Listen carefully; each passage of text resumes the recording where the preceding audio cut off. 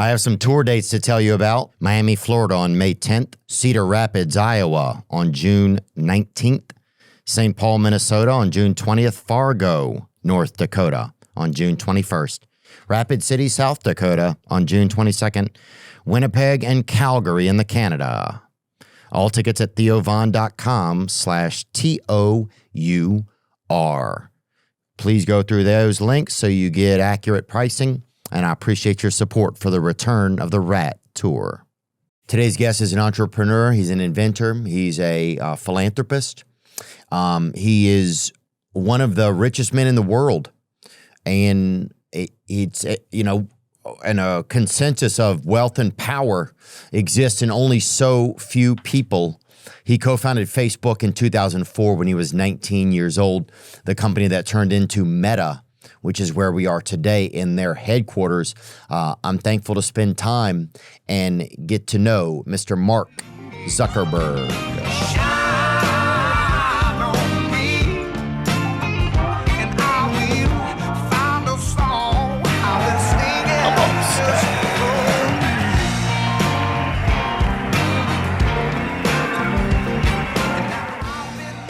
You drink coffee, man, or no? Nah. Really? Yeah. I mean, you've had it. I have. Sometimes on vacation, I'll drink it recreationally. It's like every once in a while. Just like a celebration. Yeah, no. It's Really? Yeah, no.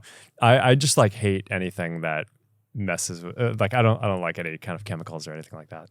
Oh, really? So you like to keep everything, the equilibrium? Yeah, my sister gives me such a hard time about this. She's like, you're just sitting there raw dogging reality. Wow. It's kind of true. Like, so but you've had it before, yeah, but you just don't like it. Yeah, I don't like it. So when you get up in the morning, that's not your thing? Like, is there something that you do? No. Yeah, I mean, I wake up and I fight people. Yeah. Yeah, no, I mean, I wake up in the morning and Are we going, by the way? I mean, we should get this. Yeah, we're going. What's up? All right, Oh, good. you mean you wake up and do jujitsu, you mean? Oh, yeah. Is No, that I what mean, you yeah, meant? so I probably wake up like, I don't know, 7:30. Whenever like the kids start making noise around the house, it's like, all right, sleep is done. Yeah. And then like, it's like, I look at my phone and I'm just like, all these things that these people are doing, I'm like, you did what? Are you fucking kidding me? It's like, I have to go fucking deal with this. It's like, it's like this partner, are you really? God damn it. All right. So, and then it's like I compose myself and go fight for 2 hours, like recenter myself. Then it's like, now I can go deal with the stuff. But no, it's So that helps. It's almost like your coffee in the morning sometimes, like rolling jujitsu kind of. Yeah, and I mean, right now I'm doing more striking, so I mean that's really fun. I think it's like the greatest sport. I mean, it's like neurologically stimulating. It's it's good cardio, good strength. Oh yeah. A little bit of a threat, right? So it keeps you on. It's not like just like running. I used to like run around the neighborhood, but running is not that thrilling. Running compared to jujitsu running is not really neat once you can do jujitsu. Yeah, because I think one cool thing about jujitsu is just like you can lose a match with somebody, right? You can lose like they can submit you, Yeah, but you'll learn something along the way, right? Yeah. And they a lot of times the guy submitting you also wants to help you learn too. So it's like you can lose and win at the same time. I think that's what's kind of masterful about it. Yeah, totally. Do you do it? I don't do it as much as I would like to, you know? Yeah. I Striking used to or do it anything a like that? Yeah. Yeah. No, I never got into striking, but I would just kind of like, but I would just do jujitsu on the mats, you know? Oh, yeah, no, it's so fun. God, it was It's just like so fun to fun. do with friends. And Oh, yeah. And some guy chokes you so hard. And then you're just like, God, you're like, it's a good day. it's a cup of coffee. Yeah. If a big fella just squeezes you can't handle it, it's a cup of coffee. Better than caffeine for me. Yeah. I don't know. I'm just not into that stuff. Is there a vitamin or some staple that you kind of keep in your diet if it's not caffeine? Is there some like... I mean, I drink a very large amount of protein. I mean, Yeah. creatine, do you count that? I mean, I don't know. Like, Yeah. I don't know, vitamin D, like all that stuff. Yeah, vitamins good. But like, yeah. It's not your thing. No, never been my thing. Yeah, where did I see? Oh, well, we saw each other at the UFC, and you and your wife were there, right? Yeah, which one was that? I'm trying to think. It wasn't 312? Was that was Alex fighting Magomed? Oh, yeah. Yeah, I was sad about that, man. Yeah. Yeah. Dude, your wife, I could see she could like really, it like, she was like head in her hands sometimes. Yeah, no, I think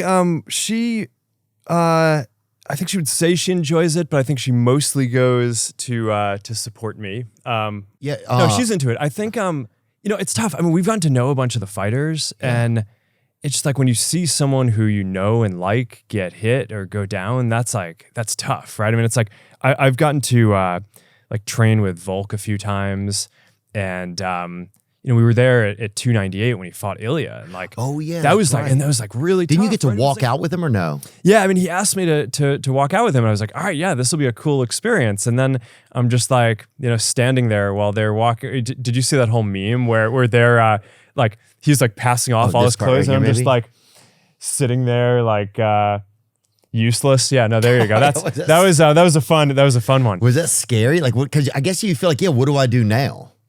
No, I mean, this was a fun moment, but I mean, watching him get hit by Ilya so close. I mean, it was like right cage shot. It was like 3 feet from us, and I mean, he's like a big, like he's like a tough guy, right? And so that was tough. But so I think after that, Priscilla was like, "Oh man, I don't know if I can go watch Volk in person again." But we we just have friends over. It was fun watching him fight Diego. It was good. Oh yeah, it was a great fight. That was great. That was awesome. Some tough moments in round 2 and 4, but his heart, man. Like, I mean, the way he described it after, of like, did you see the shot in round 4 where Diego grazed his eyelid with his glove? Yeah, and he lost his vision. Yeah, and he like, and you could see he was kind of like just the head movement and everything, trying to stay in a good place. It's like watching an animal try to survive on one of those Animal Planet shows or something. When you're cheering for the you're like, oh, it's not going to go well, but then he does good. Yeah, no, he's an amazing guy. He's really cool, very talented, a lot of heart. Oh yeah, and you get to know some of the fighters. I think that's one thing that is great about social media these days, is that you get to know the fighters a little bit more, some of their regular life. Like, you can get involved in who they are. Yeah, so totally. It gives you so much more of a person to cheer for. Is it tough to take your wife, since you're a and I'm just gonna go for it. Since you're a, go for I'm it. gonna say the word really fast just so it's like so we don't dwell on it. But since you're a billionaire, is it tough to take your wife on a date? Like at that, like, do you have to live up to a standard, or what's like a nice date night? What is that like? I don't know. No, I think she's pretty chill. She's a chillionaire. Yeah, sorry. That's a there horrible you joke. go. My niece will like it. Yeah, there you go. No, I mean, I think the main thing for me is like life is busy. There's like a million things that I could be doing at any given point in time. I just think it's important to like take time, each week. Like, Wednesday night, we really try to have a date night. Try to hang out with the kids and put them to bed every night. It's like that. That's just like an important part of my routine. I think that's important stuff to do. But no, I mean, we try to like go out somewhere, but every once in a while we'll just cook or eat at home, and that's all good. The UFC stuff I think is probably more for me than for her. Yeah. But she's a good sport about it. Is there something you'll do for her, like, or is there like a fancy date? Because you can afford to take your wife on like a date of like that a lot of us could only dream of, right? That most people could only dream of. Is there something that you like is there some magical date that you took her on one time? I don't know. That is a good question. Let's see. She's pretty simple on this stuff. I think most of the, I like making things, right? Mm-hmm. So I don't know if you saw this thing. I like working with like great artists and stuff. So I did this project where I've always admired Daniel Arsham, and he's this like great sculptor, mm-hmm. and I worked with him to make this sculpture of Priscilla because I thought it was cool. And yeah, you're pulling this up, and like, oh, yeah. First of all, I think it's like, make a sculpture of Priscilla partially because that's cool, partially because I'm not going to make a sculpture of myself. It's like that's crazy, right? It's like, well, like, who the fuck does that? But like, so it's like she's kind of the target of my creative energy in like a lot the of muse places. in a way. So there's all these memes online after. Yeah, there you go. Where people are like, whoa, I wonder what Zuckerberg did wrong that he had to make a sculpture of his wife. And I'm like, no, you guys are totally missing this. This is the thing I did wrong. It's like, you can't, like, you're going to have to wait to see what I have to do to make up for having made a sculpture and putting it on our front lawn. It's like, she didn't want a sculpture of her in the front lawn. It's like, that's weird, right? It's like, no, but she's a good sport about it. And and at least you can tell the DoorDash guy, like, just set it by the sculpture. Just by the sculpture. Yeah. That's kind of nice. It becomes like a and I think having like a woman as you look out in your yard is kind of nice, you know? Yeah, no, it's got like a good angelic form factor thing. It's a good vibe. Did she make you make any adjustments to it, or was she like, okay, I'll accept it as is? No, I mean, I don't think she was that happy with it. Because again, I mean, like, who wants a sculpture of themselves in the front yard? But I think she thinks it's sweet, and I think she appreciates that. I mean, there's a lot of like more destructive things I could be doing with my creative energy. Yeah, you made an effort too. Yeah. So, and so it's like I designed her this Porsche minivan thing. It's like we took like a Cayenne and extended it to be bigger. And it's like I do that because it's like, all right, I like cars, but I'm not going to design a supercar for myself. Let's like just design a sweet minivan for my wife, right? It's like, it's just fun. Yeah. Yeah. So I guess creative stuff like that, trying to be creative and show her some creativity. Yeah. Oh, that's nice. There you go. I mean, look at that. And where did you meet your wife at? I met her in school. So we were in college, and I had just done this prank, and all my friends and everyone was convinced. We were all convinced I was going to get thrown out of school. Okay, and where were you in school at, Mark? Harvard. Okay. And so I was a sophomore. She was a freshman. My friends were convinced I was about to get kicked out of school. I was like going in front of this like trial for the kind of like school discipline committee.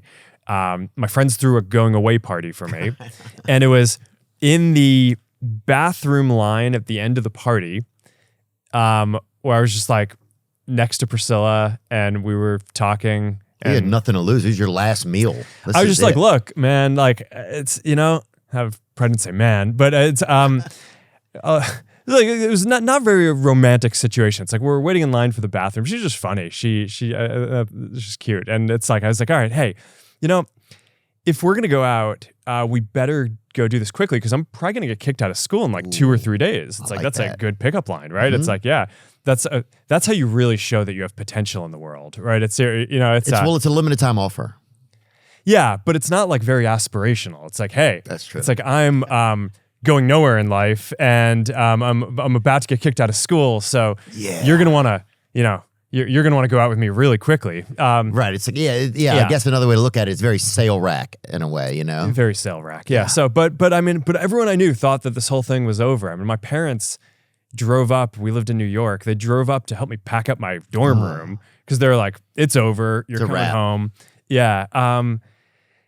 But it didn't. Then, of course, I made Facebook, and a few months later, I dropped out anyway. So jokes on them. But it's but that's how. Did you have to go to the trial at school, or you didn't? Oh no, I did. Oh, you did.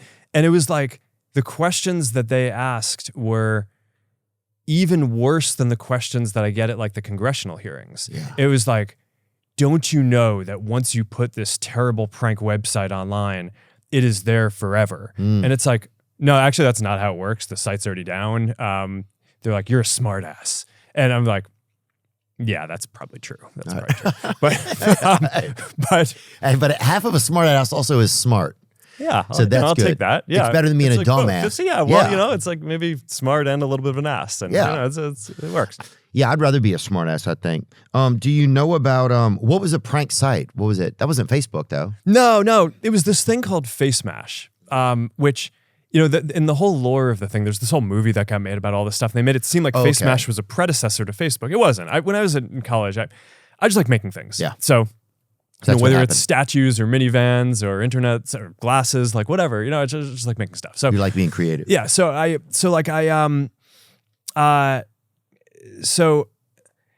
it was very mean-spirited. It was very mean-spirited. I downloaded everyone's ID photos from their ID cards, and I made this site where it showed 2 photos and you clicked on the person you thought was more attractive. Oh. And then it basically took all the matchups and ranked everyone in the school based on who everyone thought was the most attractive. Very mean-spirited in retrospect. Not connected to Facebook in any way. Right, but just just a college kid kind of being a jerk. Yeah. But it's like, okay, so that was not my best move. But you got to take, it's baby steps. I mean, And yeah. also pretty cool to make something. Some of the things I did were useful and fun. That one, I put it together in a weekend. Not my best work. Not my best work. But that's fair, not your best work, Not my best Yeah, we've work. all had things we made that weren't, that weren't the best probably. Did you, let me think what I'm going to ask you. Oh, did you, what kind of car do you drive? Right now, Blackwing CT5. Ooh, what is it? It's a Cadillac. It's nice. It is? It's Cadillac?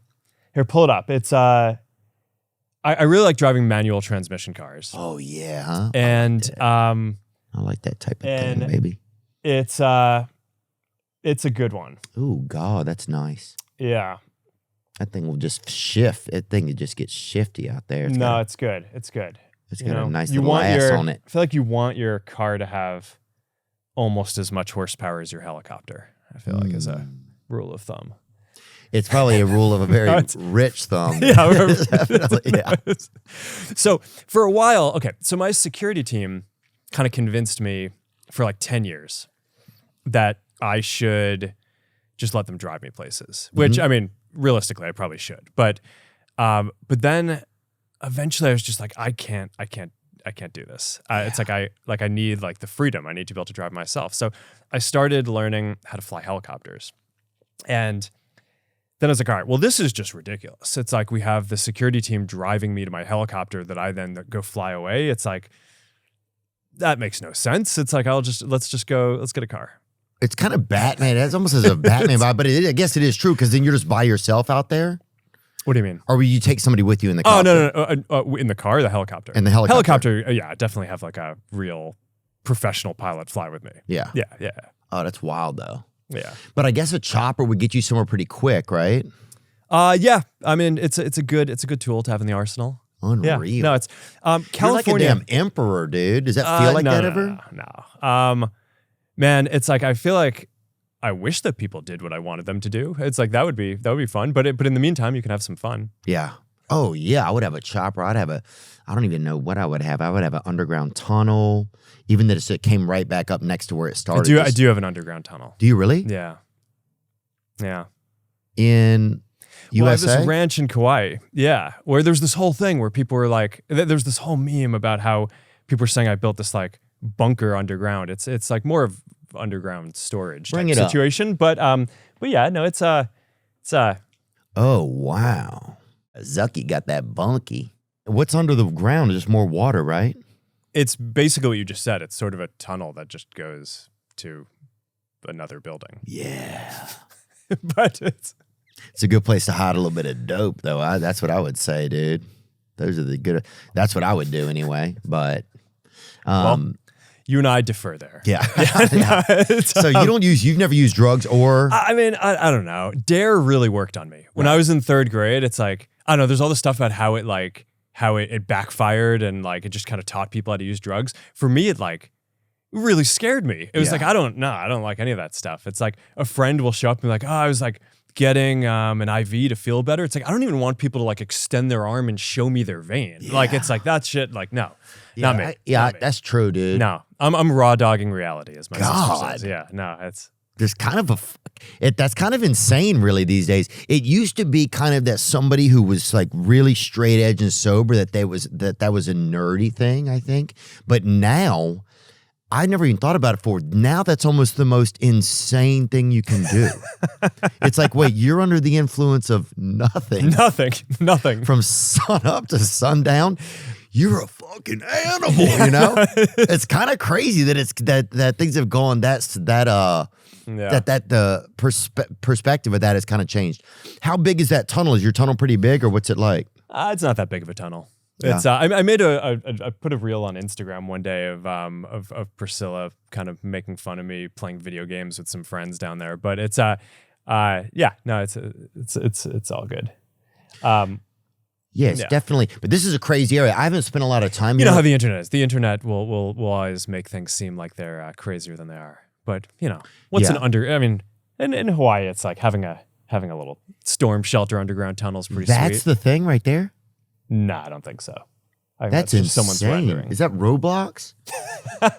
Who built it Looks for you? closer to Roblox than what the thing is. Dude, the future's things are definitely getting weird with cars. Dude, I saw 4 Waymos meeting up behind the IKEA over here. Having a meeting? Huh? Yeah. Deciding what they're gonna do next? It's just like what's your next move? Yeah, kind of was like, where are you going? Who you? Yeah, I think there was. Have you seen Hot Tub Time Machine? I haven't seen it. You would like that. Really? That's good. Yeah. No, I think that there's the self-driving car that's like hunting down the guy who is mean to it in it. It's good. Yeah, that's what it seemed like. Dude, there was 4. I don't know if they were smoking a blunt or whatever, but there was 4 Waymos all meeting. Yeah, I don't know. They were meeting up. I'm like, who are they? What are they doing? You know?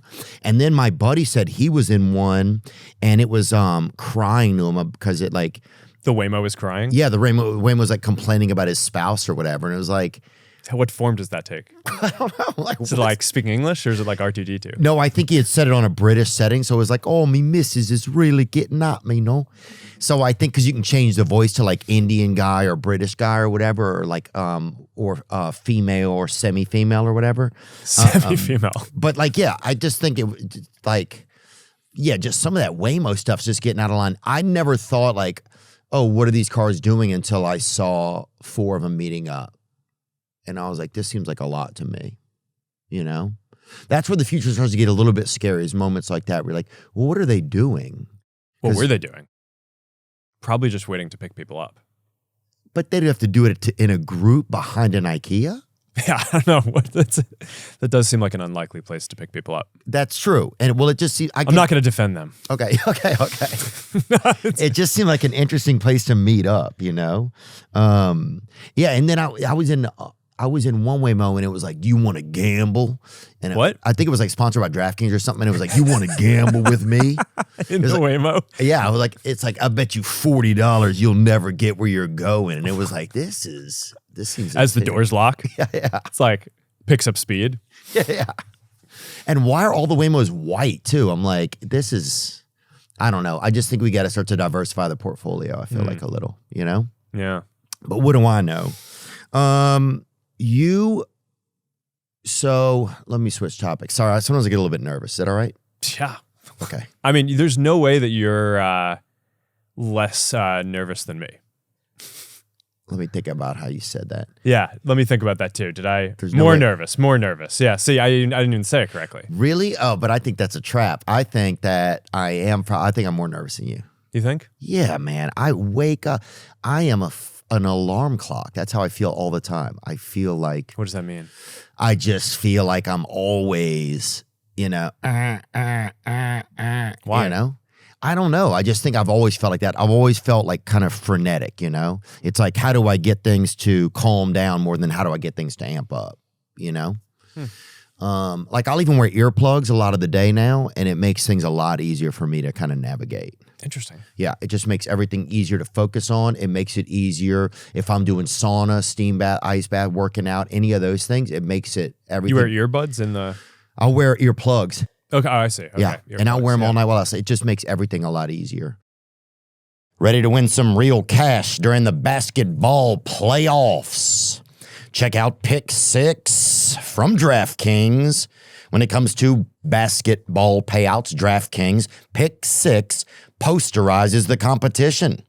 Hit all your picks and score higher minimum payouts on Pick 6, plus even more cash if you outscore the competition.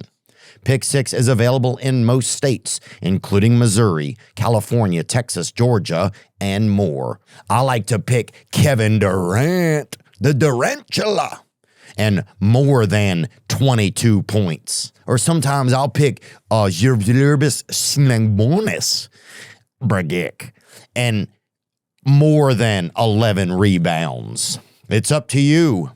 New players get 50 in Pick 6 credits instantly on just a $5 entry.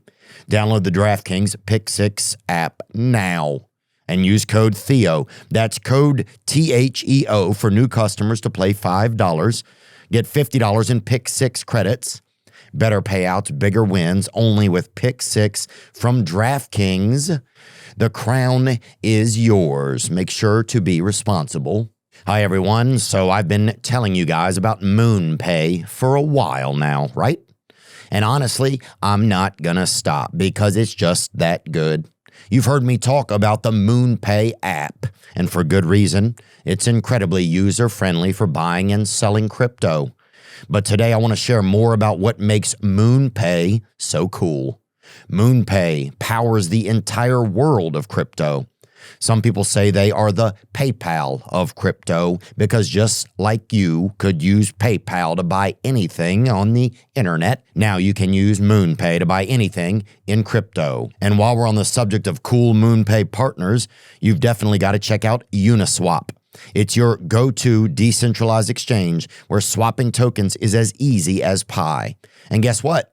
You can use MoonPay to buy more crypto for your swaps. Whether you're a newbie or a seasoned pro, Uniswap lets you trade directly from your wallet, keeping things smooth and simple. Remember, while MoonPay makes buying crypto straightforward, it's essential to do your own research and understand the risks involved. Crypto trading can be volatile, and you could lose your investment. MoonPay is a tool to facilitate your transactions, not a source of financial advice. Trade responsibly. You dropped out of college, right? Yeah. And Alexander Wang, he came on one time. We were talking about him earlier, but he had dropped out of college also.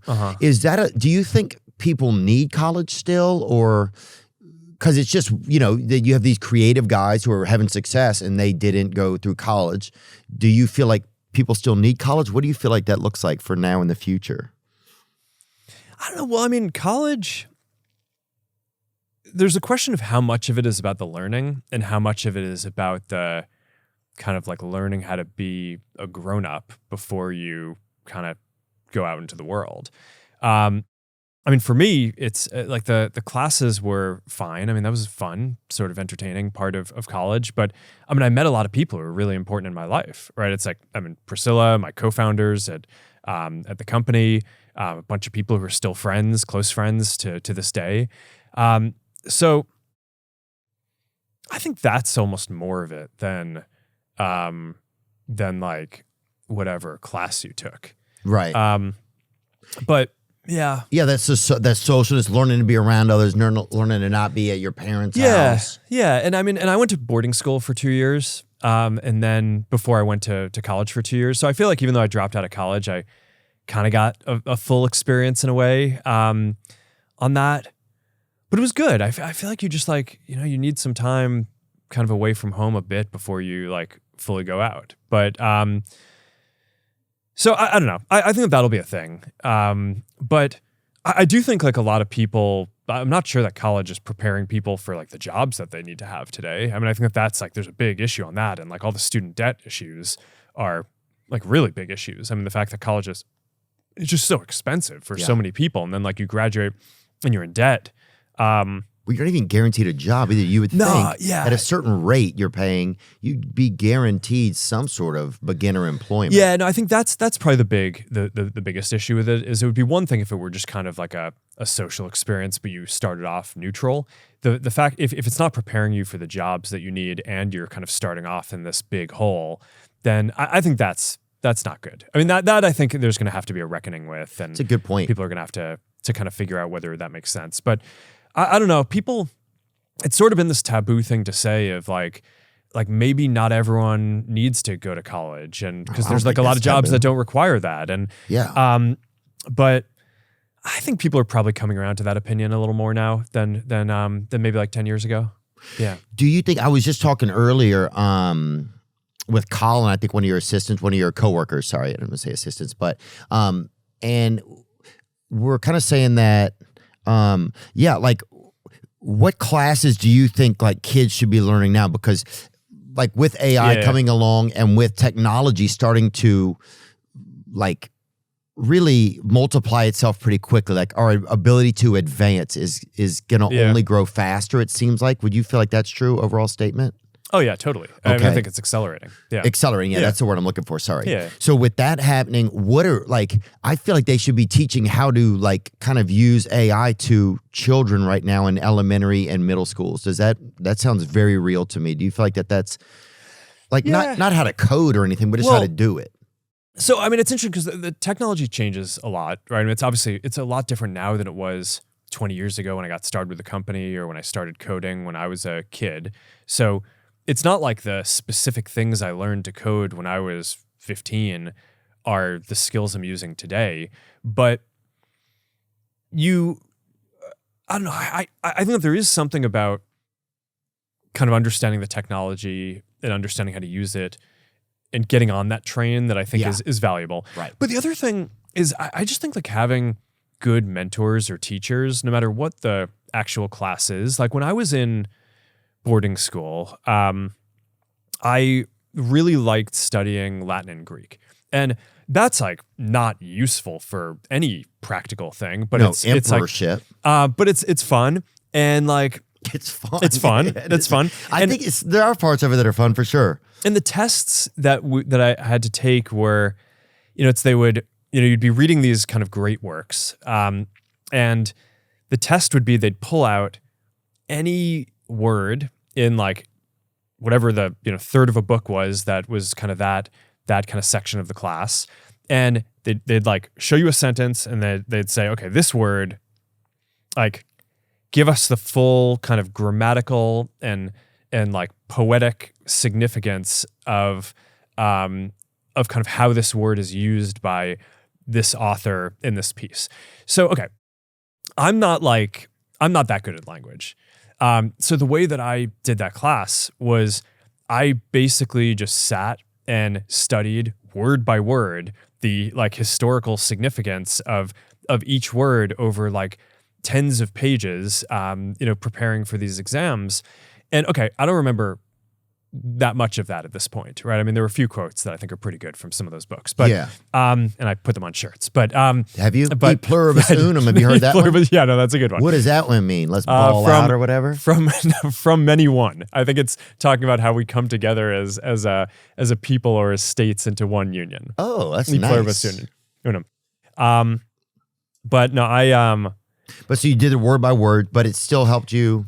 But I just think like the lesson from that is, it kind of gave me this confidence that it's like, okay, that was like a crazy thing to do. All right, to have to like go learn what every word's significance, like poetic significance and grammatical, the structure and all that is. And after I took that class, I was basically like, I can work hard enough to do anything that I want. Right? Because like I just like fucking learned all these words that don't matter in order to like nail this thing, and I won and kind of did that and got that to kind of had some fun doing it. So right, it's like you found a model kind of exactly that worked, and it was hard. It was a tough model. Yeah. So I mean, there's that. I mean, there's like the math version of that. I mean, you're talking about Alexander Wang on here. It's like, I mean, I did a bunch of the same kind of math competitions that he did. I had this like super hardcore math instructor in high school. His name was Zooming Feng. And he Chinese guy? Oh yeah. And I think at some point he had worked with Zooming Feng, bring him up, Zooming baby. Feng. Now he's want the Feng. You ever hear that song? They would used to play that. Well, this guy's just like a badass, and he basically was involved in training the U.S. Math Olympiad team for a long period of time, and he made a huge impact on me kind of growing up, and he kind of taught me a little bit about like how I approach problems. He's like, look, you actually. He's like, you kind of have this. He's like, look, you're not that good at math. I'm like, no, but I'm kidding. He kind of taught me that I had this sort of like intuitive ability to have a sense of like what zone the right answer was in. So he's like, I look at your work and you do a bunch of stuff that like doesn't really make sense. But then at the end, you come to a conclusion and you realize that conclusion doesn't make sense. And then you kind of check yourself and go back and do it. And you keep on doing it until you get the right answer. He's like, I don't understand how you like have this intuitive sense for like what the shape of the right answer is, but like that's really good. As long as you like couple that with working really hard, you're going to be able to kind of succeed and get a lot done. So that give you a map of how to navigate yourself, like your intuition with your hard work. Yeah. So I don't know. So okay, like does the specific like, you know, high dimensional geometry or whatever the thing is that we were working on together, like do I do any of that today? No. I don't remember any of that stuff. Yeah. But I think it's like you have some good teachers who teach you how to think and how to work hard, and like that stays with you forever. And I think that's like some of the stuff that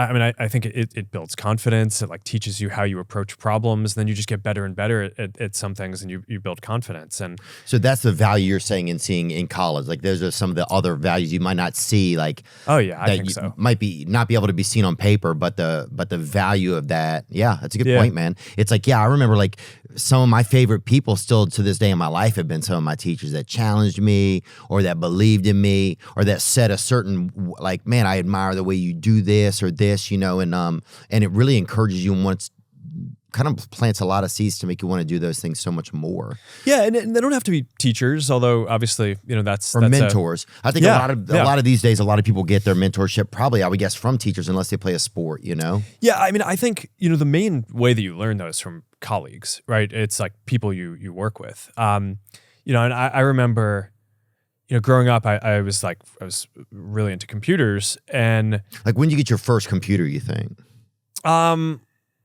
So my family had a computer probably when I was like 8 or 9. And then I think I probably got one. And would you be in there on that thing all the time, just riding the keys? No. So my dad's a dentist. And he's like, I just got a tooth yesterday. Yeah. How's that? There you go. I just got a half of a. Got to see Dr. Zuckerberg. Really? Yeah, it's he'll take care of you. Did your parents give you love or just sonic care? That's just an old dentist joke. Well, glad you got that taken care of. Yeah, I feel a lot better about it. Yeah. But what were we talking about? Oh, I was just talking about how my dad was the type of dentist who like was really into technology. Okay. Right. So whenever like a new laser thing came out to like drill your teeth better, like he was on that first. Right. And that was kind of cool to be around. Right. It's and kind of see. Like he clearly loved technology, and I think I sort of got introduced to a bunch of stuff through that. So like he had like in his dental office there were like a bunch of different operatory rooms, I guess, and they each had computers, and I was like, all right, you know, like it feels like the future in there. Yeah, but it was still, you know, he'd still like go between them to talk to the different people. I was like, you need like a chat app so you can just like send messages to everyone across the dental office. So I like wrote that for him, and it's like, all right, that's cool. So you were coding, you were putting coding into like dental work. You were already thinking of how to connect just things. Like making stuff. Yeah. So yeah. I mean, that's sort of been the theme for me, is the intersection between like computing technology on the one hand and like people and connecting people. You know, when I was in college, I wasn't there for long, but I mean, I was technically a psychology major. I mean, I took a bunch of computer science and math classes too, but dude, if somebody even went to Harvard for 4 days, dude, I would hire him to be my therapist or whatever. Yeah, I wouldn't. Really? No, I mean, I don't know. I think I'd rather have someone who, I definitely subscribe to the theory of like, you want people who did well at whatever they did, not just like who have some random credential. So, I guess, but where I'm from, if you heard Harvard, it was like somebody had gone to like Mars or something. It was very, you know. Yeah, no, I get it. But I think so. It kind of differs from place to place. Did you have to tell your parents you were dropping out of college? Was that a crazy day? Did you DM them, or what'd you do? So, I mean, I'd already started Facebook, and Harvard had this nice policy where you didn't have to make a hard decision to drop out. You could just postpone. So I just didn't go back for the next term. But later, my mom told me that she always knew I wasn't going to finish college. I was like, Mom, the hell does that mean? But no, but actually... but that's got to be the worst. Imagine this, okay? Say your son or child or daughter or mixed or mixed child or whatever. Imagine it's a big test at school, right? You have to hug your kid goodbye. You know your kid is not going to do good on that test, right? But you still have to stay in there in the kitchen and give him a little bit of chocolate milk and be like, you're going to do good out there today, Benny, or whatever his name is, right? But then the second he leaves, you're just like, that kid doesn't have a it's like you know? Benny's screwed. Benny's screwed. Yeah. No, I don't know. I don't know. What we're talking I don't know what it's about. like. No, but my younger sister. Is our conversation going okay? I feel like it's cool, you? Yeah, no, Okay. this is, I mean, it's less random than I expected it to be, you know? It is? I'm just kidding. Yeah, I think it's just hard to talk sometimes to people. No, before I went to college, my mom, I think, told me that she thought I was going to drop out. My younger sister bet me that she was going to finish college before me. Ooh, I like that attitude. And I was like, no, I'm going to get a degree. And they all came true. I dropped out. My younger sister finished college, and then I got an honorary degree. So, bonus. Oh, you got they gave you that. I know, yeah. Oh, dang, did you even get your GED at all either? No, I did finish high school. You did? GED is high school, right? Is that? I don't know. I think they make a GED premiere now. I don't know. Anyone? No? GED's high school equivalent. All right. Thank you. No, I got a high school diploma. You got a high school diploma? That's my education. Dude, that's 94% of our country. So you're in good hands, brother. You're right there with some of the greats. So when you first started, let me think if I want to think. Oh, where was your first date that you took Priscilla to? Do you remember? Yeah, for Priscilla, that was we went to this place, Burdick's. It was Burdick's? Burdick's, LA Okay. Burdick's, this like chocolate place, hot chocolate. That was pretty good. And was it just like y'all went and sat down, or is it like a restaurant or just a place to get? Yeah, it's like a little coffee place, like hot chocolate type coffee place. It's yeah, no, it's nice. They make good chocolates. They make these little mice things. Ooh, yeah. Yeah, chocolate mice. So now every year on our anniversary, we get some mice. Oh yeah. Good deal. Oh yeah. Hold on. Nothing like a couple of tech emperors enjoying a couple of mice. You feel me? I think that's very normal. That's very normal to me, dude. Sorry, that just made me laugh, dude. I'm sorry, Mark. That just made me freaking laugh. It's just crazy to think. Well, chocolate mice. Yes, chocolate mice. Yeah, and we'll put that in the notes. Yeah, no, it's not. I feel like when you go like full Roman Empire, it's like give me the live mice. Give me the live mice. And then one mouse shows up and he has like a bad leg. You're like, all of them fully live. Dude, if somebody sees a mouse with a bad leg, nobody even cares. That's the saddest thing about some mice. But actually, I used to sell hamsters. My first job was selling hamsters growing up. And a lot of that market, they brought in these Russian hamsters, right? And it took away a lot of the American market. And the Russian ones, they're called like the Roborovskis. Bring up a couple of Roborovskis, man. They were, they took away like the fluffy kind of American hamp. And I mean, they're pretty cute. They are cute, but the ones that we were getting, a lot of them were from Russia. Put Roborovsky hamsters from Russia. Were the small white ones with kind of the red eyes. Yeah, they really, I think they put some visual effects on some of their eyes. There you go. These were really not helping people feel good.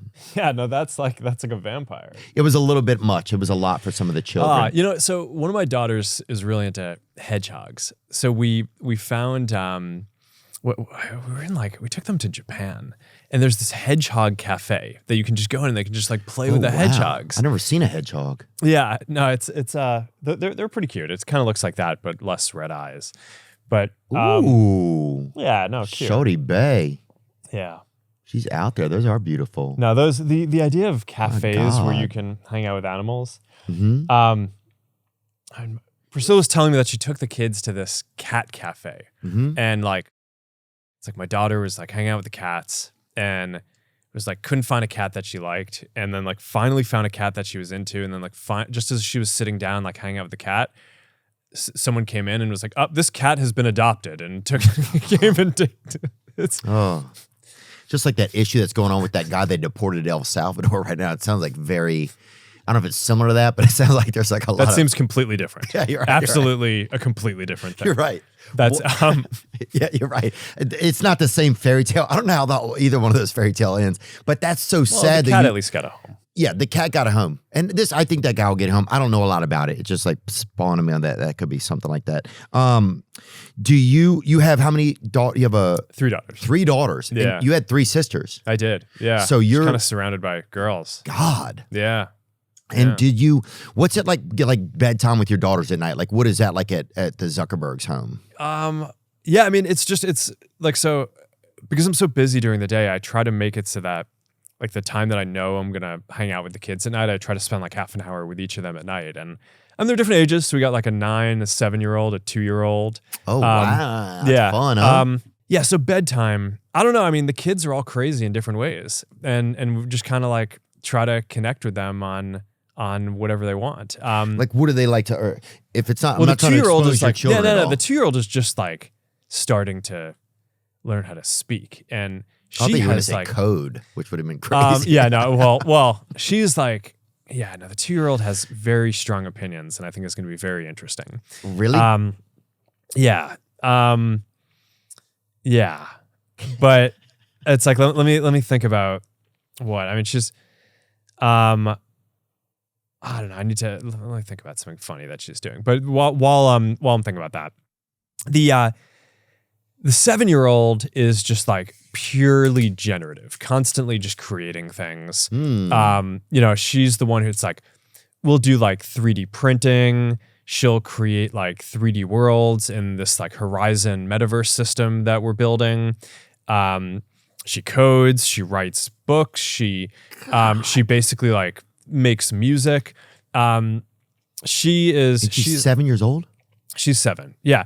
Seeing her has really, like, I think helped me understand myself in a way, because it's like, it's kind of like, okay, like, why do I just keep like building stuff? Like, why do I care so much about creating stuff? And it's like, I don't know. I think some people just like have a thing in them where it's like, they have to create stuff. Like the stuff just like comes out of them. They're constantly generating things and like, and kind of producing stuff. And you notice that in her? She's like that. Yeah. Oh. Yeah. I think before kind of she started growing up and doing that, Priscilla was just like, why don't you just like relax, right? It's like, you've built enough things, right? It's like, your company is good. Like, you can just chill. And now I think after seeing this one, she's just like, okay, no, I get it. Yeah, you have the same thing. You have what she has, right? It's like, you're just constantly creating stuff. She's like, dude, you're Thomas Medicine.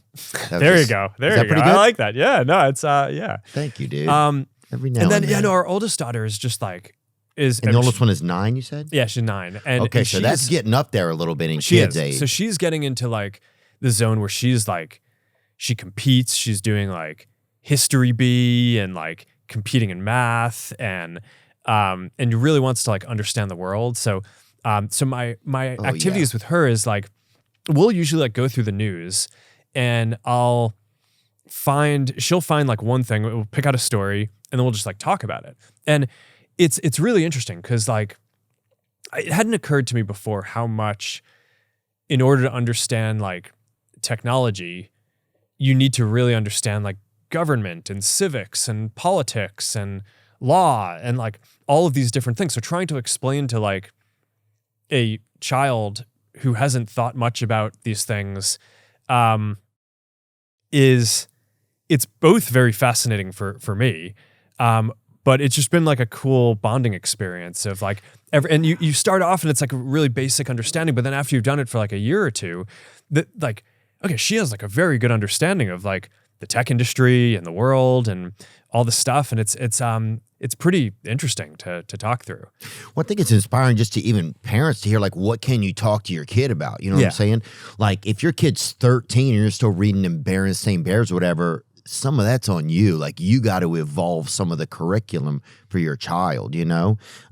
Because, yeah, a lot of parents think you probably can't kind of build these worlds in a child's head. But if you start with the basic blocks, then you kind of can, you know, and help them get bigger ideas about things. I think that's cool. I think there's nothing more important than how a parent communicates with their child, you know, and what they communicate to them. Because so often we just expect like teachers and different curriculum out in the world or just the world to do that for our children. But man, I think the biggest faucet for a child is the parent, you know. That's pretty cool. And the little one is just a little. It's just two. We got a bonus. Yeah. No, so it's no. She's good, but I mean, obviously, she's just obsessed with her older sisters. So one day she just decided, like, I am not a baby, and we're like, oh, you're the family baby. I'm a big girl. It's like that's like a core part of her identity is she's a big girl. It's she's like email me now. Yeah, no, it's like, email me now. Email me at Zuckerbaby at Meta. Like, meanwhile, she can't even like fully pronounce it. She goes, I'm a bit girl. It's like, okay. It's like, well, maybe learn how to pronounce it first and then I'll believe you. Yeah. But no, she's like, I weigh 6 terabytes, you know? She's like, calm down, you know? Yeah. No, she's, that's so funny being like a and the stuff that we do, it's like, I mean, it's when you're two, you're trying to like teach them like basic stuff. So it's like, we have this book, it's like, how do I feel? Right. And it's just like pictures of other kids and like their facial expressions. And it's like the only emotion that she identifies with is happy. And so she'll be having like a terrible meltdown and like sobbing. And I'm like, Oreo, how you feel? She goes, happy. And it's like, no, you don't have to say happy all the time. It's like, it's normal.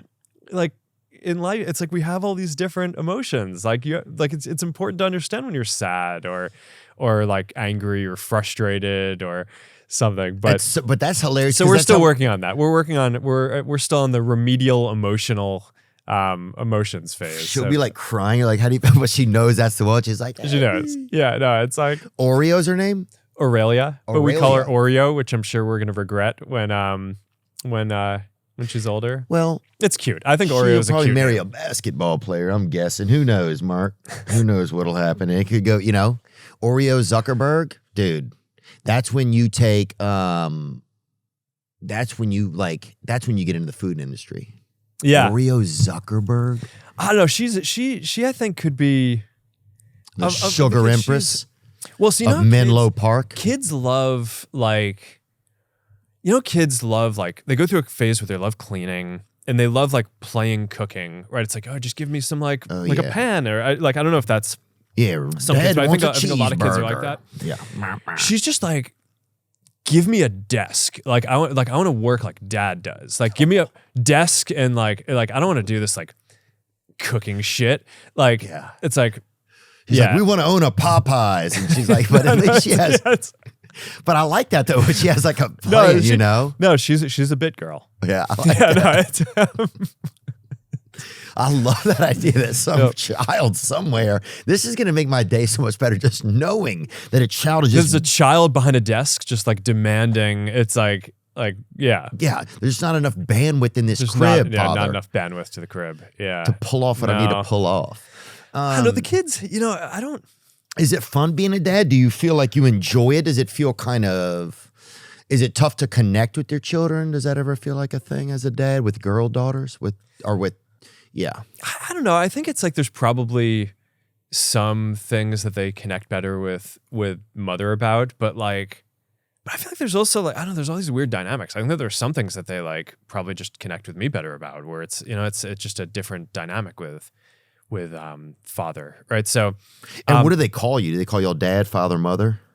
Dad, although sometimes if they're being disobedient, Mark, it's like, no. Dad is a title, an honorific title that I've earned. Mark. And they're like, what is going on? It's like, Oreo, that is bullshit. Get back in your crib. I'll see you in court. These diapers are too tight. Tell my lawyer. That's hilarious. That's I don't know. I think like it's just good for them to have good role models, right? You know, part of the way that I feel like when kids grow up, they either end up wanting to like marry people who are the opposite of their parents if it was a bad experience, or people who they like think of as sort of like, oh, this was a good role model, right? Mhm. And so I feel like as long as they look up to us, that's kind of that's you want to like set a good example, right? So, but I don't know. I kind of, for me, we talked about this a little bit with the fighting stuff early on, but for me, it's always just been important that it's like, I don't just want to like be a person who like sits and works all the time. I think like, we're not like meant to just sit at a desk all day long, and one day Oreo will learn that. But I think like a lot of life is like you move around, you like, it's like we're like meant to be active and do stuff. And I think that that's a big part of it. And I try to like, it's important to me that the kids get that too. And the kids are very active. Do your kids have a lot of like screen time? Like how much screen time do you allow your kids? Yeah, it's different for the different ones. We don't just like let them do whatever, but I actually like want them to be fluent with this stuff. And like kind of like we talked about earlier, I want them to learn how to code, how to use technology. I think it's important because a lot of socialization, obviously like happens online at this point. Like people need to get used to the norms and stuff around that. So, I mean, they're still too young to be using like social media, but they have Messenger kids. We make it so that they can video chat and chat with their friends. And, we'll obviously monitor to make sure that they're just connecting with the people who we think that they should. But like, I think it's actually good. I think people need to kind of grow up. I don't need to is strong, but I think I think it's good if you have an engaged parent and they, and as a child, you learn up, you kind of grow up, learning how to use a bunch of this stuff. So I think that's all good. I want the kids, to the extent that they're interested in it, to learn how to code, learn how to create stuff, whether it's in like Horizon or VR tools, or they play Roblox and Minecraft and stuff like that. I think that's good. And then, there's a lot of educational study type tools that, when our daughter's studying for her competitions or whatever, she can kind of make a lot of progress on that. So I think that stuff is good, but we're not just like letting them just kind of sit and watch stuff all day long. So you think unless you're on a plane, then you do whatever you need to do to get through that flight. Yeah. Thank you, dude. Somebody else needs to say that. Yeah, no, it's when do we come out with that pacifier that really shuts these kids down for a couple hours? I'm not saying this be anything crazy, nothing illegal, but we need a high voltage pacifier back in society, Mark. Oh man. Give us something, brother. Yeah. These kids are screaming. They sometimes do. Yeah. The craziest thing happened to me one time. I'm on a plane, I'm dreaming, right? And I'm like, man, I'm really having some nice dreams because I never have good sleep or anything. So every now and then I come to the surface of my dreams and I'm like, wow, I'm still dreaming, and I go back underwater. But I heard a ukulele playing, right? Ukulele. And at some point I wake up and there is a effing child, or child as some people call them, playing a ukulele with his parents on this plane. I walked up and I put my hand on it in front of the parents. I think I was still groggy from being asleep. And I was like, we can't do this today. We can't. It's like the ukulele it's a lot. It's time out for ukulele. Yeah, yes. We're shutting down this little hand Hawaii you got going on right here, brother. I mean, it probably took a lot of restraint to not just pick up the ukulele and smash it. Oh, it really did. Yeah. I mean, yeah. It really did. So I just said, we're not doing this today in a tone that seems stern for a child. But, it was. Yeah. And both of his parents were right especially there. for a child who is not your child, who you don't know. Very fair. Type of thing that you could cause a scene. Very fair. But I got lucky. The parents they agreed. They were probably pissed about the ukulele too. They were afraid to tell their kids something. Yeah, it's like, so you did them a favor. Yeah, it's like, hey, Oreo, sometimes business is closed. Yeah, okay? no, it's like, yeah. Working hours are over for today, okay? Well, you'll be back in the office tomorrow. Like sometimes you just have to, but sometimes. So I agree. Please do whatever you can to stop these kids from being on planes or screaming on planes. because that's one thing we are all looking to you for. Well, maybe one day we'll deliver that. Nobody needs help spending their money. Sometimes it feels like the whole world is just trying to spend your money. We're going to spend your money. But people don't need help spending their money. People need help growing their money. That's why there's Acorns. In a world that wants to spend your money, Acorns hopes to grow your money into more of your money with simple saving and investing. You don't need to be rich. Acorns lets you get started with the spare money you've got right now, even if all you've got is spare change. And you don't need to be an expert. Acorns recommends a diversified portfolio that can help you weather all of the market's ups and downs. Acorns even works for children. I recently got my niece and nephews set up on Acorns so they can see how savings works. Sign up now and join the over 14 million all-time customers who have already saved and invested over $25 billion with Acorns. Plus, Acorns will boost your new account with a $20 bonus investment. Offer available at acorns.com/THEO.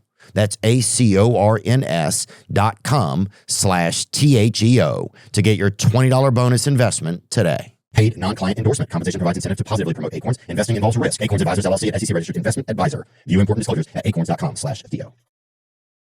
Podcasting, it felt like everything you had to do it yourself.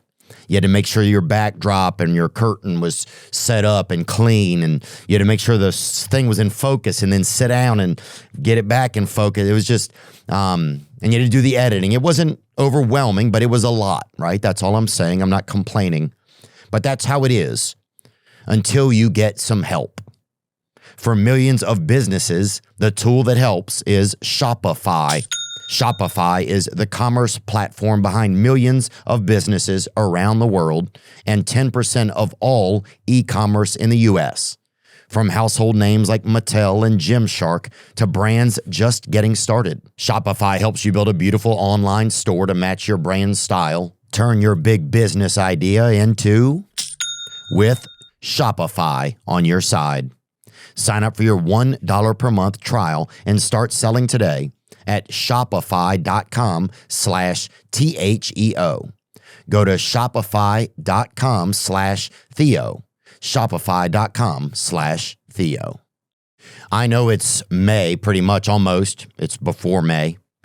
But I'm still recovering from the holidays. I know it sounds crazy, but I know I'm not the only one. Life in general can be chaotic. But if you're in charge of order fulfillment for an e-commerce business, you know that that's its own special kind of chaos. But with ShipStation, you can count on your day-to-day remaining calm. ShipStation saves hours and money every month by shipping from all your stores with one login, automating repetitive tasks, and finding the best rates among all the global carriers. You'll never need to upgrade.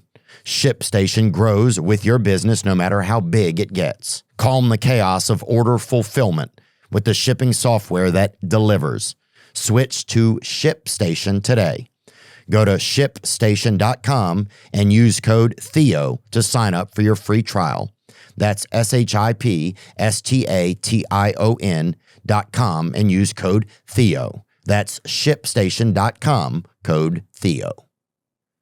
I do think a future version of the glasses will get there. I think you had a chance to play around with this a bit. Yeah, but I it's, did. Are those the ones you have on right now or no? No, this is these are the ones that are available today. Right. These are like our AI glasses. So, I mean, it's, they're glasses. They can, the main thing is they can, you can take photos or videos with them. I love just using them for listening to music and taking phone calls on them because your ears are open, right? So it doesn't obscure your ability to hear anything else. The audio quality is really good, right? Because it has a microphone, like it's a contact mic that's like basically in the nose pad. Audio quality is great. So when I'm like, you can be on a plane and take a phone call and like the other person on the other side can't even hear that you're on a plane. Like it's just like you can be in a wind tunnel and it's just like whatever. It's the sound quality is amazing. But then the main thing is they're AI glasses. So you can, glasses I think are like the perfect form factor for a device where if you want to have an AI that you let see what you see, hear what you hear, it can talk to you. You can talk to it throughout the day. I think glasses that's like, if you want to have something that has the same context of the world that you do, it's going to be glasses. And there's like 1 billion or 2 billion people in the world who wear glasses already.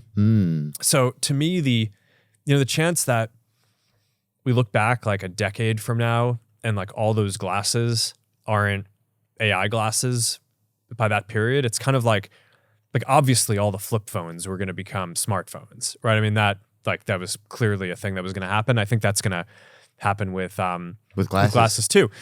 But the other piece of this is that you're going to get the ability to kind of put holograms in the world, right? So our experience with technology today is, I know it's kind of funny in a way how it's divided, where it's like we have the physical world all around us, and then if you want to interact with something digital, you need to like put a screen up, right? So maybe it's like this, you have your small glowing rectangle, your phone with you, you have like, your screen if you want to like project something. Yeah, your computer.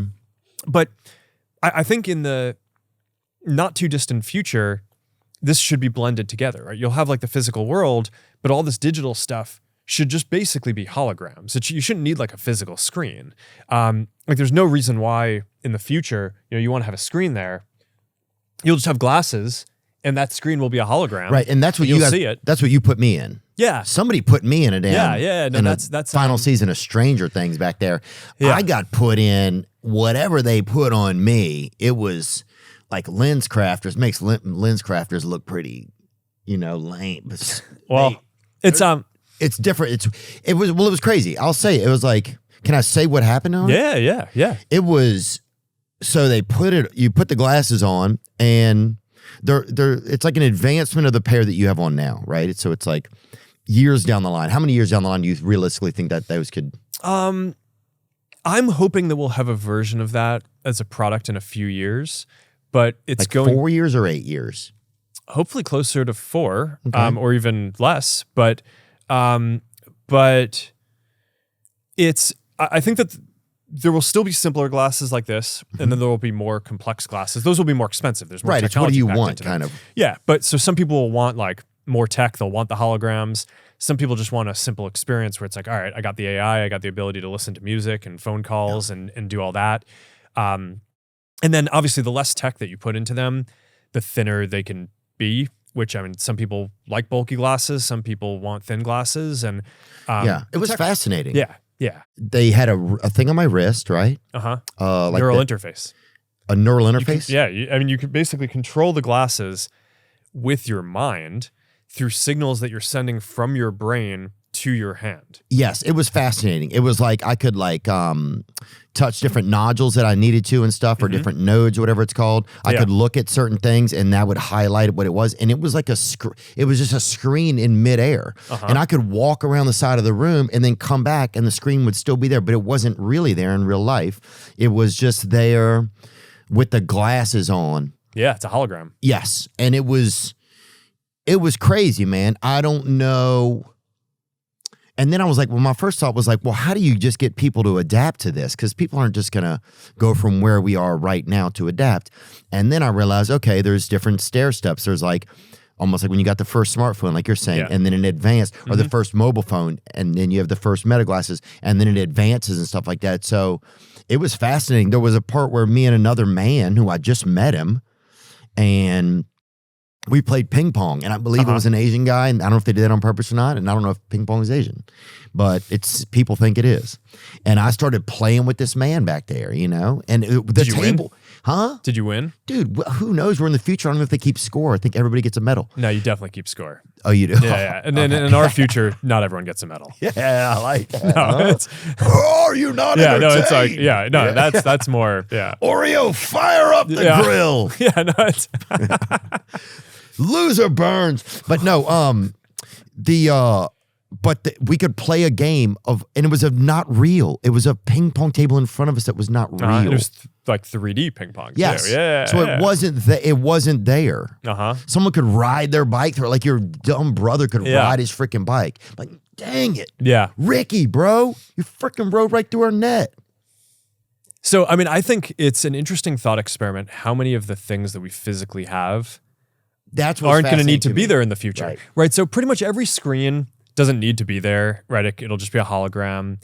Any media, any book that you're playing, any board game, That any will be cards, nice. those are, yeah. That'd be nice, because one thing I hate is at the airport, all these TVs are on our. It's like everything is so loud now. It's like, can you just make it for you? Just turn it down. Why does personalize it. Why do we all have to experience this? Yeah, no, exactly. Painful noise sometimes. Yeah, it's like you're driving through a city and there's billboards and nothing is personalized. It's like how TV used to be, right? I mean, in the future, now like all the stuff that you use on your phone, it's like you get exactly what you're interested in, and it's just a much higher quality experience. Yeah.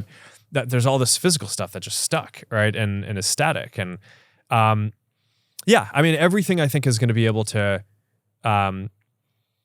Sorry, not everything, but I think it's an interesting thought experiment how much of the stuff that we physically have today that just doesn't actually need to exist in the future. So, do you think is social media bad? I mean, I don't think so. But Yeah, maybe that's not the right term. no. Like at a certain point, like how much, there's been like studies done where it's like doom scrolling and stuff like that can lead to depression, that sort of thing. Like, what do you think about that? Like, Yeah, so look, I mean, we obviously study this stuff pretty carefully. You guys do? Yeah, I mean, we study it. We work with academics to study it. As you can imagine, there's a lot of like media coverage of this stuff that's like very sensationalist, that tries to like have a skewed point of view.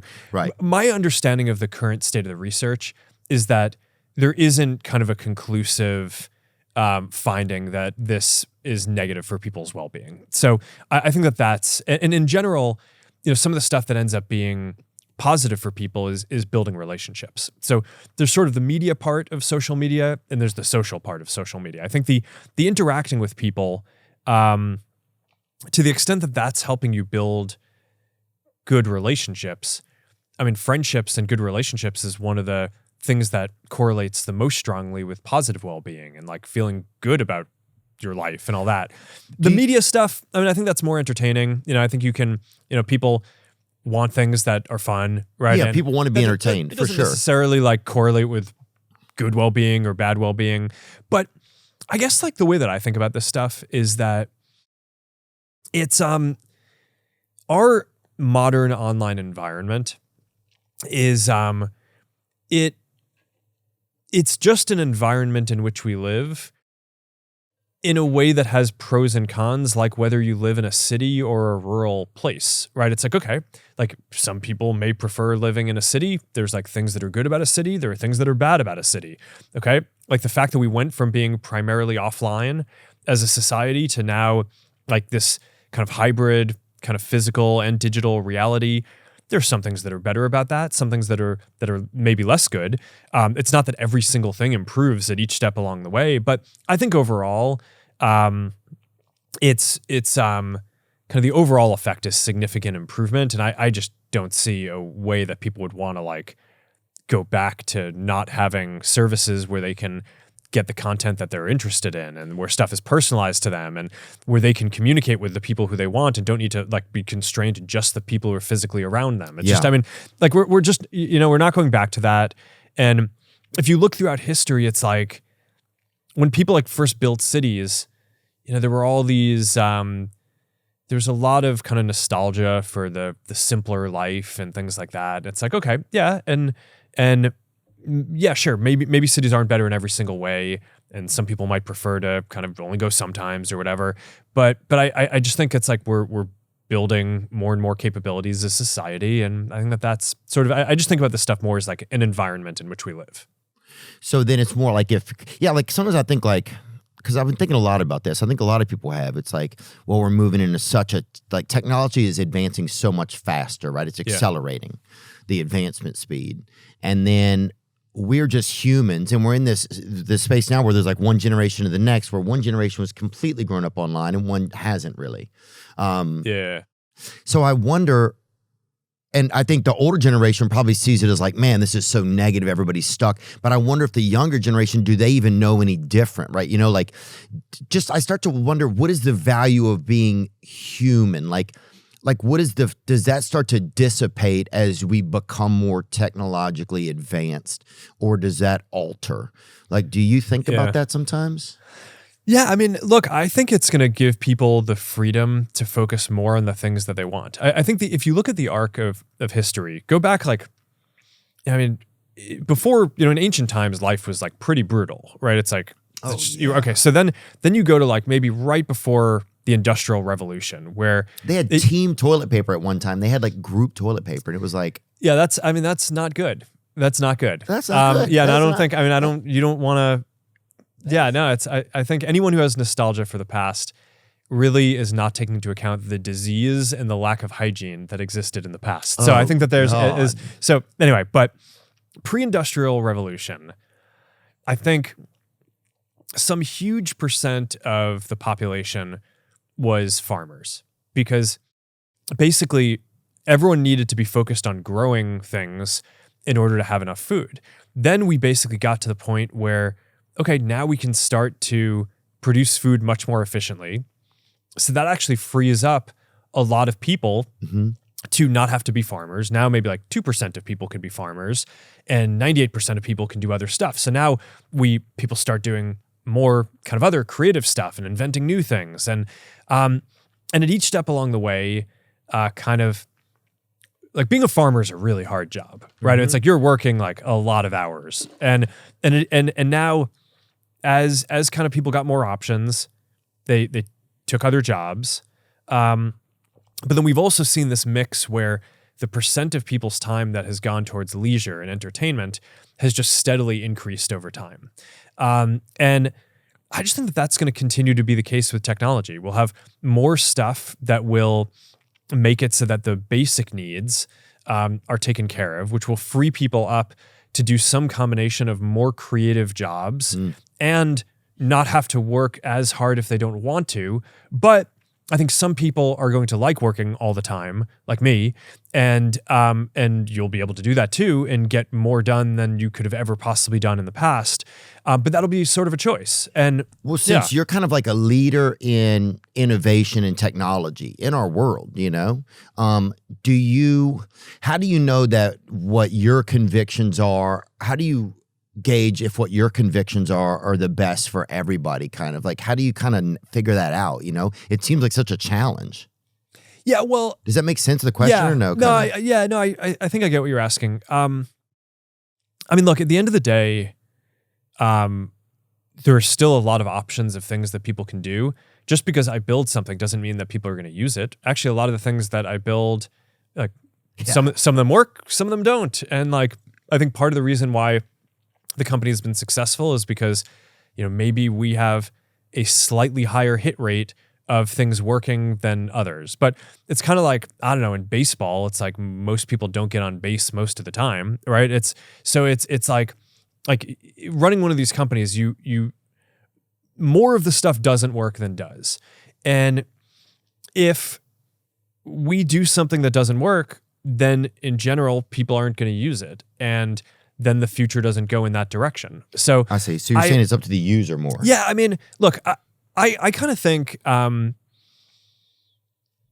way to look at the world is that there's a version of history that says that like individual people are very powerful and have a lot of kind of autonomy and ability to kind of go in the direction that they think is right. And then there's like all these other narratives where people try to kind of diminish people's autonomy and authority. And I'm just like, I've always been a person who really kind of believes that people are smarter than people think. Yes. And I think in general, are able to make good decisions for their lives. And when they do things that like the media or whatever thinks don't make sense, it's generally because the media doesn't understand their life, not because the people are stupid. Like if people are saying something that seems wrong, it's not usually misinformation. It's usually that you don't understand what's going on in that person's life. And I just think that there's like a certain kind of paternalism in some of the like mainstream narratives and some of the media narratives. But Like a know-it-allism almost? yeah, it's like There has been for sure for years. I Yeah, think it's starting to change more. yeah, I think it's a little more receptive as maybe some of those cultural or media elite people like are having a harder time predicting what's going to happen in the world. Maybe there's a little more humility of like, okay, maybe we don't understand all of this. But to me, the best predicting thing has always been like, all right, if you build something, do people actually think it's good? Because like at some level, it's like I just believe that people are actually very smart and understand their lives very well. And if you're building something that is useful for them, then they will use it. And if you're building something that is not useful for them, then they have other options. They will do something else. And so I don't know. It's always served me well to generally have faith in people and believe that people are smart and can make good decisions for themselves. And whenever we try to like adopt some sort of like attitude of, oh, we must know better than them, it's like we're the people building technology, that's when you lose. Right. And if you have that attitude for long enough, then you just like become a shitty company and you lose and you lose and you lose, and then you're irrelevant. So I tend to just think that at the end of the day, yeah, I mean, I think people are smarter than a lot of people think, and I think ultimately drive the direction that society goes in. So like people a lot of times, like there's guys who are like kind of, Elon Musk is probably like a socially awkward guy. And I would say that, I mean, I think that's, yeah. We all are. Right. We all are, right? I think we all are. Yeah. And it's interesting that there's like probably people, have you ever felt socially awkward over your years? No, I'm really smooth. Okay. No, obviously. Yes. Yeah, I'm like the most awkward person. People have been calling me a robot online for 20 years. It does wonders for my confidence. No, your confidence cannot be impaled, I don't think. That's one thing you have that's probably a sheer North Star inside of you. It's got to be. Well, I guess. You might have become bulletproof. I think there's times where, you seem like a guy who probably like watched a video of how to be a guy on YouTube or something, but I think we all go through, like, we're all like awkward in different ways. You put you in certain environments and you're not at all. But I think it's interesting that I haven't found those environments yet, but maybe, it's dude, even being here today, bro, is nice of you. It's nice of you to be here today. No, I think the podcasts are awesome because you just like, you get to explore something. And right, for like, sure. But here's my question. Sorry, Mark, I didn't mean to interrupt you. No, go for it. But I'm not going to get another chance to. So my question is it interesting that they have kind of people who would probably self-describe as socially awkward at times, kind of creating technology that socially connects people? That's the thing. Do you ever find that kind of fascinating? Because I've always had a belief that like sometimes socially awkward people are almost a mix between human and like machine, like the future or something. Does that make any sense to you? Yeah, it's an interesting question. I just think that there are a bunch of factors here that you need to peel apart. I think someone can be socially perceptive and understand kind of what is going on in social dynamics and have a lot of empathy and care about other people while still being quite awkward in how they communicate. And so I don't think you can build a great... Yeah, I'm trying to build too broad of a bridge. No, well, I think it's a fair point, right? I mean, it's like, all right, a lot of social media is like people creating great content and kind of communicating really well. And those are not my biggest strengths, right? It's like I don't think I'm the best communicator by a long shot. I mean, I think I kind of got to where I am because I think I kind of understand what people like and I have the ability to build it.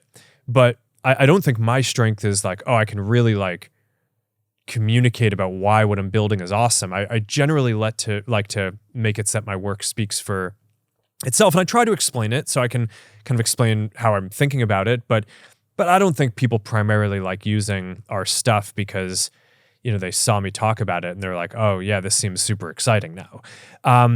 But I think the ability to kind of communicate in a way that is not awkward is a different skill than the ability to kind of understand and have empathy for kind of people and social interactions. And it's, there's an interesting thing where I actually think sometimes a lot of the people who can communicate in the smoothest way sometimes have a lot less empathy and understanding of social dynamics than the kind of nerdy guy who may not be able to express himself quite as well, but sort of understands a little bit better what's going on.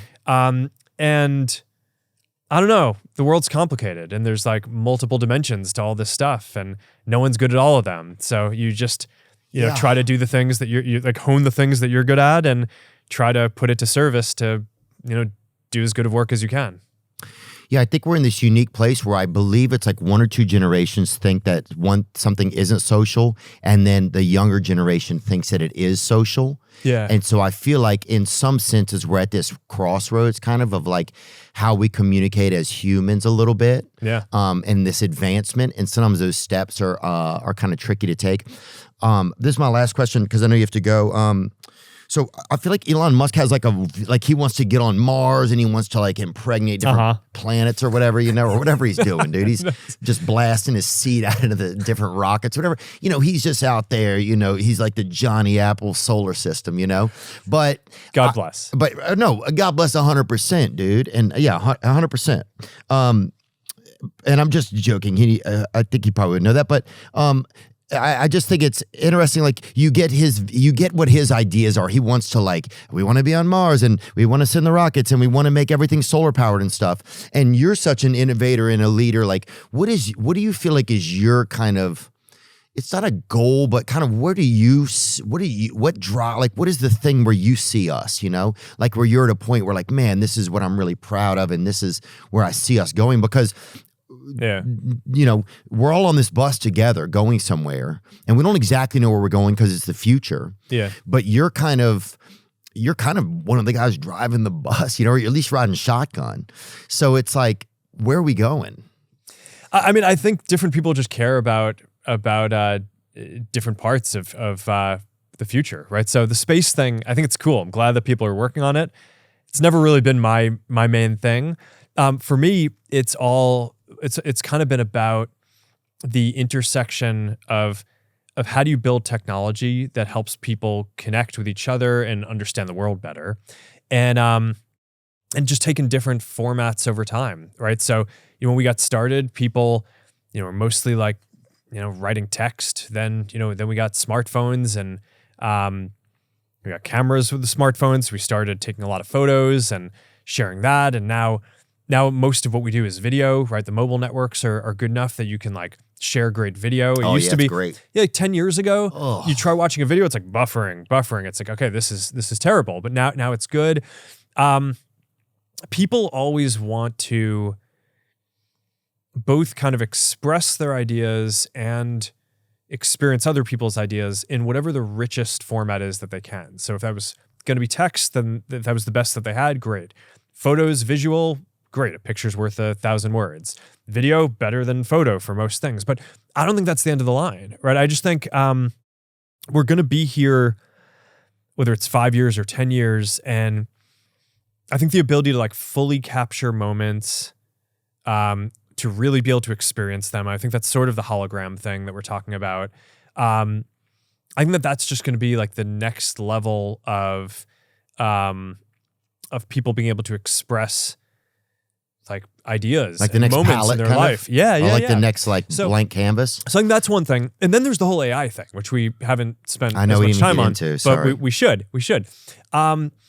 Which that is really going to give people a lot of new tools to kind of both just get smarter at everything they do, and if you look at the world like I do through this lens of how do we express ourselves and how do we kind of take in an understanding of what's going on, AI is just going to be super powerful for both of those. It's you can already see some of the basic stuff with like people creating images or editing it's unbelievable. images. I mean, it's crazy how fast it's happening too. That's what I'm amazed at, is just how fast it's happening. Yeah. But do you think do you envision this are you just like, what do you envision that will be on these like surfboards? Do you have like a utopian idea, or I just wonder, how do you see things? Because you're the only, like, you're probably one of the smartest people to ever use thought. I don't know. Well, that we, or you're one of the most unique people to ever use thought that we have in our time. So it's like, what is it like out there? I mean, I think that we're going to get general intelligence. We're going to have systems that are smarter than any individual. And I think it's mostly going to be very empowering for people. First of all, look, I mean, there are already systems that are smarter than any one individual today, right? If you take a company, right, it's like, okay, you got like 1,000 people or 10,000 people who are all kind of like working towards, ostensibly working towards a goal together. Like if the intelligence of a 10,000 person company is not greater than the intelligence of a single person, then like, what are we doing here, right? So there are already these systems in the world that have this sort of super intelligence that is far exceeds what any one person can do. And I just think, like, instead of having relatively few people be able to kind of harness the power of, like, you have the ability of, you have a 10,000 person organization that can help you build the things that you think are good. I just think in the future, almost everyone is going to have that. And that's cool. What does that mean? It means that more ideas are going to get tried out. So you might be leveling up in an overall idea of creativity in the universe with AI. Yeah, and I think it's going to be every field, right? So, like, science will get more advanced, we'll get more productive, but, like, I think a big part of the internet is stuff just gets more fun and funnier, and, like, the memes get weirder and more specific, and, like, that is advancement too. It's right? almost going to be like universal basic technology, kind of, in a way. Yeah, it's just the ability to kind of express these, like, very complicated ideas in, like, a very simple piece of media.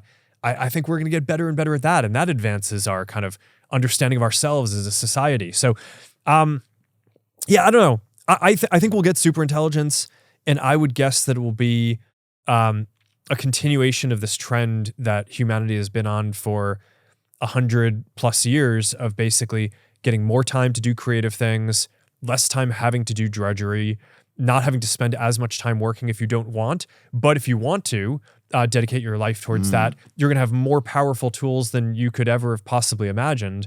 So it's not as much a conviction as much as it is a space of choice, is how you see that, like just kind of that sort of thing. What do you mean? It's not like you're like convicted to this sort of like future as we advance. Like, it's just a space of choice. If you still want to be able to do these things, you can do those. And if you want to be able to do these things, you can do those. Yeah. There you are on the bus right there. There you go. I mean, that's a little weird of a photo, but I do not think that is good. good. I do not think that is good. I don't like that at all. And we thank you for telling us that, though.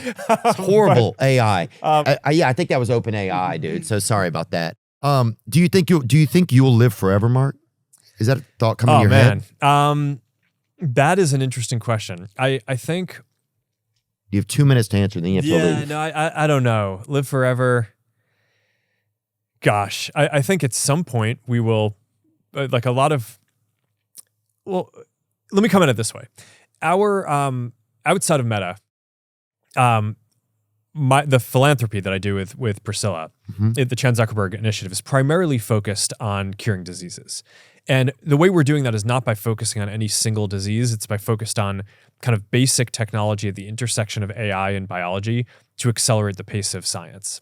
And we originally thought that kind of 100 years from when we started was sort of around the time frame to be able to cure and prevent and like deal with all diseases. I think there's a chance that happens sooner than because of all the work with AI. I guess I'm more optimistic about that now. Whether that means that like we are going to live forever or we just have healthier lives for the period that we're supposed to be living, and then at some point like your human body is done. I don't think we understand that yet enough. But a lot of curing diseases is not just about living forever. It's about having better lives. And it's like while you're alive, like you don't want to have to deal with shit. Right? It's like where you're just like you feel terrible because you're sick or like you're injured or there's so think it's possible, like because you have an understanding of like science and being human that is way supersedes a lot of people's. Do you think it's possible that we could figure that out? Curing all diseases? To be able to like live, to keep life, like, do you think it's possible we could figure out how to do it? I think it's possible. I don't know. It's not an area that I've studied that much, and it's Just didn't know, because we don't know what's going on, Mark, and we just want you to tell us. Yeah, I mean, no, I don't know. Let's check back in 10 years on that. I think that as the AI That's stuff fair. makes more progress, I think we'll kind of get a sense of the trajectory for that. But I think it's just going to unlock a lot of creativity and productivity and fun, and like I think the technology industry misses fun a lot. I think that's like one observation that I've had building stuff out here is people are very focused on like, all right, we're going to make like a better word processor. We're going to like process information better. Cool. But I don't know, a lot of what people care about is just like, all right, I want to like be entertained. I want my life to be fun, right? I want something that's funny that I can then go show to my friends, and then we can talk about that and then just hang out and have a good time, like showing each other funny things and like talking about what the world is. And I think AI is going to make this stuff all great. So, I don't know. I mean, I do think this is a big focus for us, and we're building this meta AI. We call it personal AI. I mean, our goal on this is not just to build something that's like, I mean, yeah, it's going to be super smart, right? It's like, yeah, we're trying to solve full general intelligence and super intelligence and all that. But I think in order to build a product that people are going to want to use, you're going to want to build something that's fun to use. And that means like, you're not just going to want to like type to it. You want to like have a conversation, right? And it's not just about having it be like only able to answer hard questions. It should like get to know you and like what you think is funny and like what you ate, right? So that way, it can like, or, what your hobbies are. So that way it can kind of relate to you. And I think people don't know that AI can do that. I think we're missing quickly, I think, in educating people what AI is and how to use it. I think I notice even in my own life, and I spend a lot of time online and involved in stuff, but I think people are not understanding what's going on. So I don't know how we get people educated quickly so that they can. I think whoever can also serve people the best way to educate themselves is going to be able to best exert be able to best coagulate people to their AI model or whatever. I've never heard coagulate used that way. Or or something like that. I get what you're saying.